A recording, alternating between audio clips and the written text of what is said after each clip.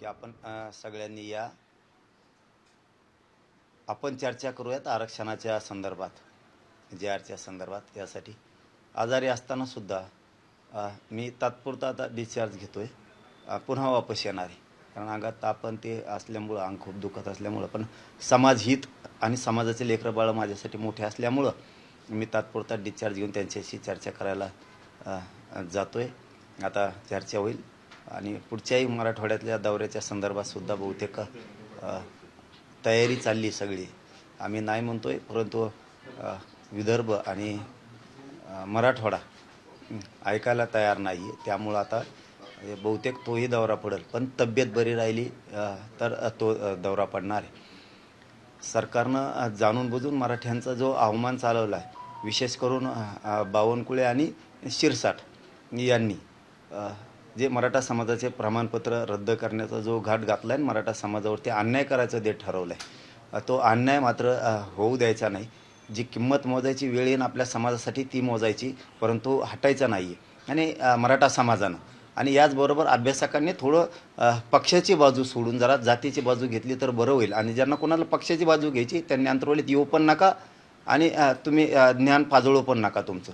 कारण तुमच्या डोक्यात दोन विषय असतात. एक खोटं नाटं फक्त अभ्यास सांगायचा मराठा समाजाला, आणि बाजू मात्र सरकारची किंवा पक्षाची घ्यायची. ही तुमच्या डोक्यात एक खुटी असती.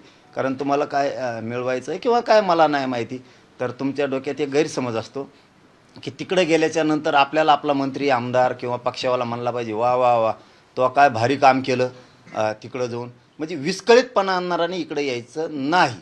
तुम्हाला तिकडं सोडलं जात असं इकडं सोडलं जाणार नाही. परत परत ते सांगतो, आम्हाला राज्यातल्या मराठ्यांना, गरिबांना अभ्यासकाची, समन्वयकांची, संघटनांची गरज आहे. परंतु याचा अर्थ असा पण नाही आहे की तुम्ही दोन दोन ठिकाणी काम करणार. आपल्याला एकच बाप मानावं लागणार आहे आणि तो म्हणजे मराठा समाज. इथं मी कुणालाही चाल खेळू देणार नाही. इथं जितकं तुमचा ज्ञानाचा उपयोग तुम्हाला समाजाच्या लेकराच्या हितासाठी करता येईल तितका करायचा. पण इथं येऊन तिकडच्या नेत्याला खुश करताल तर आता मात्र मराठे सोडणार नाही आहेत. ही सन्मानजनक आम्ही तुम्हाला बोलवलं आहे. सन्मानजनक आम्हाला समाजाला तुमची मदत पाहिजे. तुम्ही खूप दिवसापासून लढताय, समन्वयक, संघटना, अभ्यासक खूप दिवसापासून लढताय. तुम्हाला सन्मान देणं आमची जबाबदारी आहे. आणि काही समन्वयक आणि काही अभ्यासक खूप मरमर करतात मराठा समाजाला आरक्षण मिळावं म्हणून. पण काहींचं असं आहे की जरा दोन्हीकडे बी डगरूर हात असतात. मात्र त्यांनी मग याच्यात आता तर बोलवलं आम्ही सगळ्याला सन्मान देणार आहेत, परंतु चपढप पुढच्या काळात चालणार नाही हे पण लक्षात ठेवा. कारण त्याचं कारण पण तसंच आहे.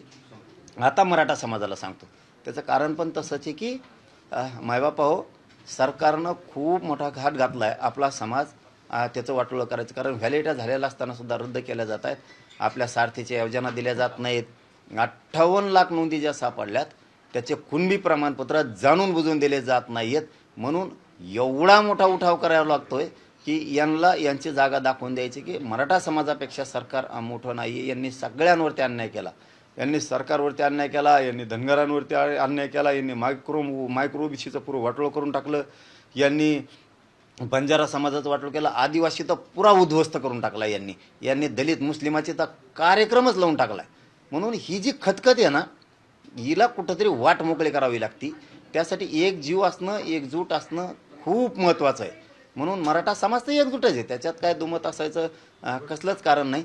परंतु आता जो पश्चिम महाराष्ट्रानं इतिहास घडवला ना, यामुळं पुरं राज्य ढवळून निघाले. विदर्भ म्हणतोय आम्ही कुणबी आहेत, मराठी आहेत, पण आम्ही मात्र 100% तुमच्या लेकराच्या मदतीला येणार आहे.